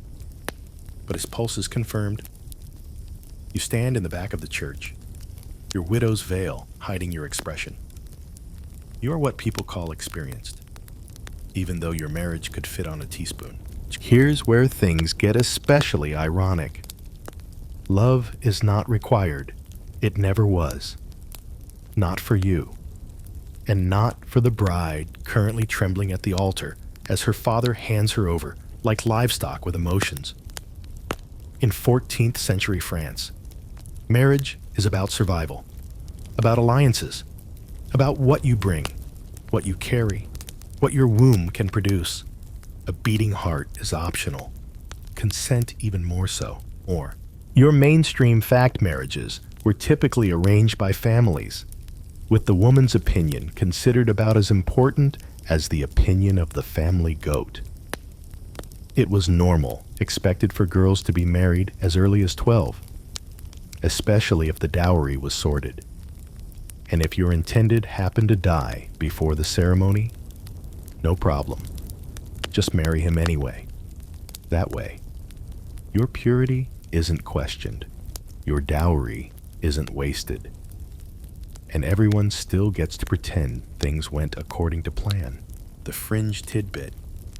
In some cases, the entire community helped organize a posthumous marriage, especially if it involved land, alliances, or scandal prevention.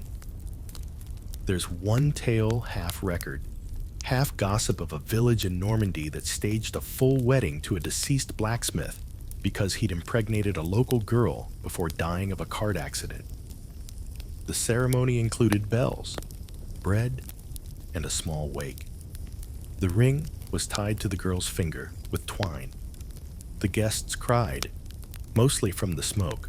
Historians still argue whether these posthumous marriages were acts of agency or desperation. Did women agree to them to preserve their dignity, or because the alternatives shunning? Poverty, ostracism were worse. Was it empowerment through ritual, or entrapment in legal costume? You're not sure. Maybe both. You leave the wedding and walk slowly through the village. Children dart between carts. A butcher curses at a dog. Someone's soup has caught fire. Again, you take it all in with a widow's calm. That soft immunity that lets you observe without participating. But people still look at you. Men, too. They see the veil, the past tense husband, the implication that you are available again, respectable, broken in, but not broken. One man, Etienne's cousin, has already made a quiet comment about starting again. You smiled, politely, and then walked away before your expression turned impolite. At home, your mother is darning socks. She glances up and says, "You'll have another chance. You're still young?" You nod, though the word chance feels poorly chosen. Chance would imply that you ever had a say. You sit near the fire. Your veil hangs on a hook, heavy with dust. You pull out the marriage document, creased, smudged, barely legible, and read your name next to Etienne's. He didn't sign. Of course, the priest did that for him. In death, the groom is silent. In life, the bride is too. The truth is, no one really wants your opinion, just your agreement. And when you gave it, when you said yes, beside a dead man, you followed the script. You kept your place. Still, something stirs inside you. Not rebellion. Exactly. Not yet. But the awareness that the next time they ask for your consent, they might not get the same answer. You may not have chosen Etienne. You may not choose the next man either. But you've learned something powerful. Silence is what they expect, which means your voice, when you find it, will be loud enough to crack the bell tower. The sun never really rises here. It just changes the color of the fog. And today, as you step out with your bucket and your breath clouds the air, the ground crunches beneath your feet, not from frost, but from another round of dried parchment fluttering through the village square. Someone has died. Someone is suing someone else. Someone forgot to pay a tax on wheat. Again. But today, the notice is for you. Because death, it turns out, is not the end of legal obligations. You glance at the official wax seal with something between confusion and dread, apparently. Etienne owed a portion of land taxes, or borrowed grain from a neighbor, or had a cousin who now claims half your dowry because his cow once chewed the corner of your wedding veil. It's vague, it's absurd, and it's all legally binding. Your mainstream fact. In medieval France, marriage, even posthumous marriage, brought with it a web of legal consequences. Debts could pass to spouses. Land ownership shifted. Children's legitimacy determined inheritance. And the church. Oh, it loved a juicy debate over who was entitled to what, especially if you, the widow, were just barely literate and too polite to scream during confession. The fringe gem today, in at least one historical case, a woman married her dead betrothed, gave birth a few months later, and then had to petition the court to have the child declared legitimate. The judge agreed after a minor theological debate on when a soul enters the body, and whether a widowed virgin counts as technically deflowered. Historians still argue whether this ruling was a merciful exception or a clever clerical miracle. You tuck the notice into your apron and head to the scribe. Again, he's less grumpy today, probably because someone finally brought him a new quill. Or wine. possibly both. He reads the paper, squints, and informs you that yes, your marriage is still legally valid, which means your responsibilities are too. But don't worry, he says cheerfully, at least you're not on trial for heresy. Small comforts. You sit down at his crooked desk and begin the process of defending yourself. Again, no, you didn't know about the debt. Yes, you married Etienne after his death. No, you didn't hide his boots. Yes, you understand you are now liable for at least 3 chickens worth of back rent. You signed something, you're not sure what, but the scribe seems satisfied. So you take that as a win. And this is your life now. The marriage was supposed to be a conclusion. A sad, weird, socially approved conclusion. But instead, it's a beginning of paperwork, of tax demands, of inheritance squabbles involving goats and turnips. A neighbor wants Etienne's hammer. A cousin wants the blanket he died under. Someone else insists he loaned them a mug in 1346 and would like it back. Please, it's exhausting. Not in a dramatic, weeping by the fire kind of way, but in the quiet drip of daily indignity. You lose time arguing with officials, fetching signatures, proving again and again that your very strange wedding was not a hallucination, but a bureaucratically sanctioned event. You're not a fraud. You're just unlucky. And as the weeks pass, you notice something else. You're not alone. You start hearing whispers from other women. One who married her lover after he died in a car accident. One whose betrothed was trampled by pigs the day before their ceremony. One who said the vows beside a coffin and then buried the memory under layers of linen in silence. You see them in church, in the market, at the well. You nod at each other. Widows by choice, by accident, by desperate decree. No one talks about it out loud, but when your eyes meet, it's like a secret handshake made entirely of sighs. And that's how you survive the next round of legal nonsense. Not through rage or rebellion, but through quiet endurance, sharpened like a blade hidden in your bodice. You are not just a widow. You are a witness, a walking loophole with a bucket and a growing list of unpaid grain tabs. You married death, but life, apparently, still wants your signature. You would think the absurdity ends there. You've said the vows, filled out the paperwork, dodged debt collectors, and perfected the half smile of someone who's both socially protected and legally entangled. But now comes the part no one warns you about the ceremony's long shadow. Because in some corners of the kingdom, posthumous marriage isn't just a legal affair. It's a public one, with garlands, guests, and a groom who can't blink. The bells toll again, not for a funeral, not for a wedding, but for both. You attend the event because your cousin is involved. Her betrothed was struck by lightning while climbing onto a roof to impress her. Not the best meet-cute ending. And now, a week later, the village has decided they should still marry. He's been embalmed, sort of.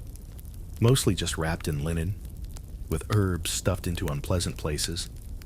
His nose is caved slightly, but otherwise presentable. You sit in the back pew and watch. The priest clears his throat so many times. You think he's stalling. The bride walks down the aisle in borrowed black.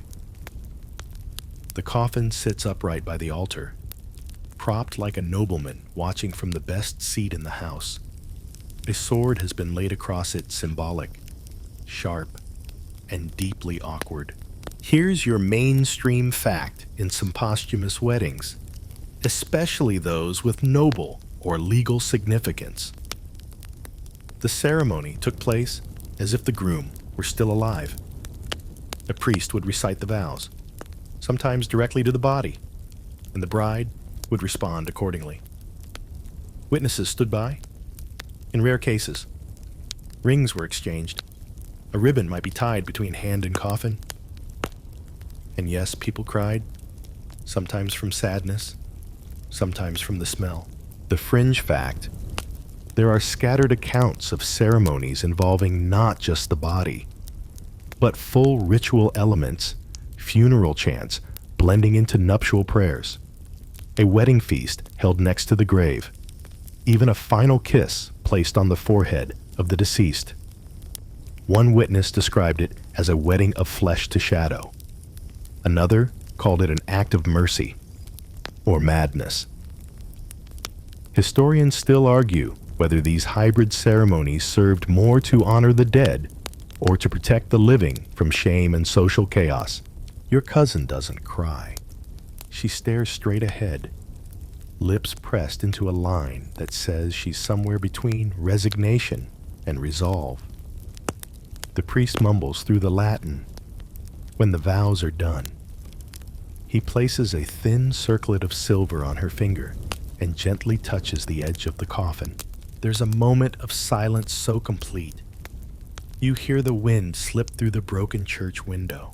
Then, just like that, it's over. The guests file outside, unsure whether to cheer or cross themselves. Someone awkwardly throws herbs in the air. A goat eats half a wreath. Your cousin walks home with the ribbon still tied to her wrist. You follow at a distance. Later, over watery soup, she says. Well, at least now I won't be questioned, because that's what this was all about. Not romance, not grief, just a very public guarantee of her moral safety. She did the right thing. She stood by her betrothed, even when rigor mortis did too.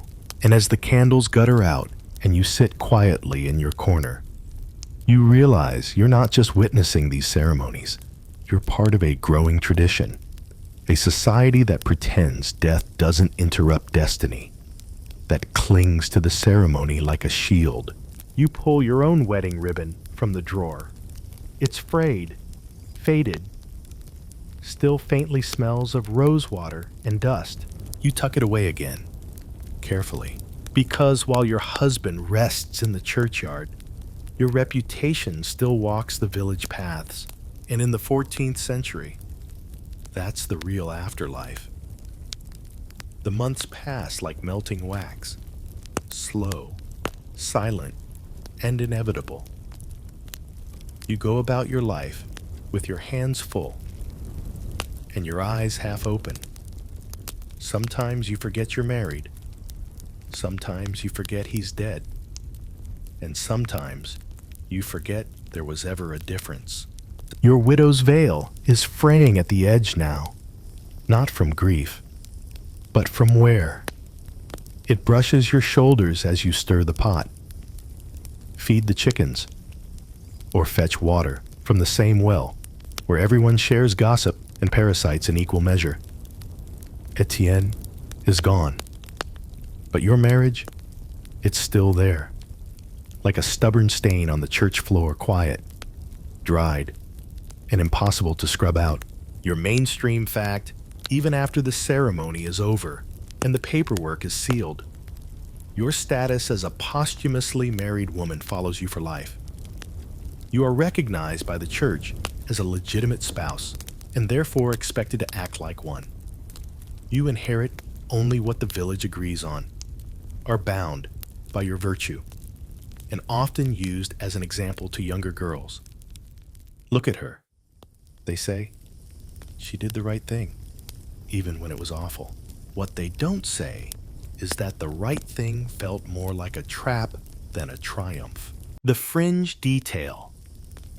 There are scattered references, half whispers in church registers, of women who wore rings from their dead husbands for decades.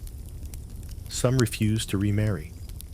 Others kept a small carved token of their beloved near their bed, sometimes beneath the pillow. A few left letters tucked behind altar stones, speaking to men who could no longer listen. Historians still argue whether these women clung to love, to duty, or simply to the only narrative that gave their lives structure in a world that rarely gave women a voice. You, though you're pragmatic, you know Etienne was a promise. Not a person, a ritual, not a romance. You barely knew him. You remember his cough more than his smile. But still he gave you a name, a place, legal shelter, even if he did it posthumously, involuntarily, and while lying very, very still. Now, years later, you've remarried, a living man this time, mostly quiet, not too cruel, and good with his hands. He doesn't ask about Etienne. You never bring it up. But there are moments when you see a certain herb in a basket, or hear a certain chant in Mass, where you remember the day you said, "I do" to a coffin. Your new children don't know about it. They think your widow's veil was from your sister. They don't ask why the ribbon in your drawer is tied into a perfect loop and hidden beneath a folded parchment you never show. You sometimes think about other women, the ones who kissed foreheads that no longer felt warm, the ones who stood by graves reciting vows, or cried, not because they were heartbroken, but because it all felt so absurd, so performative, so necessary. You understand them now, deeply and late at night. As the fire dims and the wind makes the shutters creak, you let yourself feel it all. The strangeness, the weight, the bitter comedy of marrying someone who couldn't even hold the ring. But here's the softest truth you lived. Not because the ritual protected you, but because you knew how to play the role. You followed the script until it no longer served you. And then, quietly, you rewrote the ending. Because death was not the end of your story. It was just the most unexpected beginning. Word count 794. Wind down 200 words. And now, let the past drift gently from your thoughts. You've walked a long path tonight, through misty fields, silent chapels, awkward ceremonies, and marriages that existed only because someone needed them to. You've worn the veil, signed the scrolls, stood beside the grave, and come out on the other side, still breathing. There's something strangely calming in knowing that even the strangest, most unsettling stories are part of the human puzzle. That's somewhere in medieval France, long before electricity or indoor plumbing. Someone stood just like you, confused, exhausted, wearing a dress that didn't fit, and said "I do" to a body that would never say it back. And yet, life went on. Meals were cooked. Children were born. Seasons changed. The absurd gave way to the everyday. And dignity somehow. It bloomed like a flower in the mud. So now, let your body soften. Let your thoughts dissolve like candlelight. You don't have to marry anyone. You don't have to wear black. You're not in 1348 anymore. You're just here, safe, warm, still, and tomorrow will be your own.